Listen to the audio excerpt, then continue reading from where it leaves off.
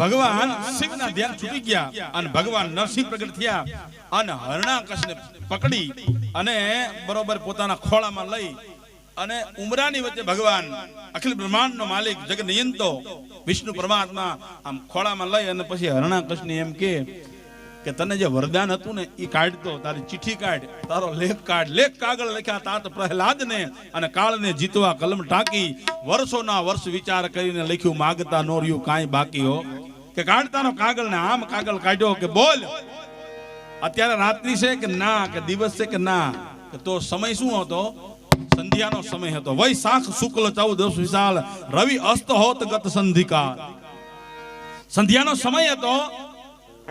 તો બોલ હવે ઘરમાં શું કે ના, કે બહાર શું કે ના. તો હતો ક્યાં? ઉમરાની માલ ઓંબર કે બીચ ઊંધો પછાડ. ઉમરાની વચ્ચે હો.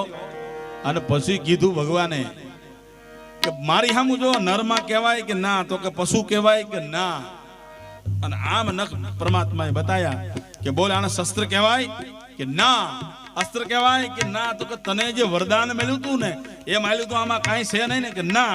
અને ભગવાને પછી હરણાકશની છાતીની માલિપા એ નખનો પ્રહાર કર્યો અને આમ જ્યાં નખ માર્યા અને લોહીની ધારા ધક ધક ધધક ધધક રુધિરન ધક થરક ઉજક જગ શેષ હિયે સકપક ઉર ચમન દમન દે ખતક અને ભભક ભભક રવ ઘોર ભણે ભટતર અસુરાણ પ્રગટ ગઢ ભંજન અને વિકટ રૂપ નરસંગ બને. ભગવાન આમ આમ આમ નખ મારી અને હરણાકશની છાતીને ચીરી નાખી. અને ભગવાન એટલા રૌદ્ર રૂપમાં છે કે ભગવાનનો ક્રોધ હમાતો નથી. અને દેવતાઓ બધા વિચાર કરવા મનાણા કે જો ભગવાનનો ક્રોધ શાંત નહીં થાય તો સચરાચર જગતનો વિનાશ નક્કી છે, કરવું શું? અને તેદી ભગવાન મહાદેવ શિવ પ્રગટ થાય અને ભગવાન શિવ પ્રહલાદને એમ કે પ્રહલાદ કે હા, કે તું હવે ભગવાનને પગે લાગ, નારાયણને પગે લાગને જો તારી માથે હાથ પડે ને તો જ નારાયણનો ક્રોધ શાંત થાય, નહીં તો ક્રોધ શાંત ન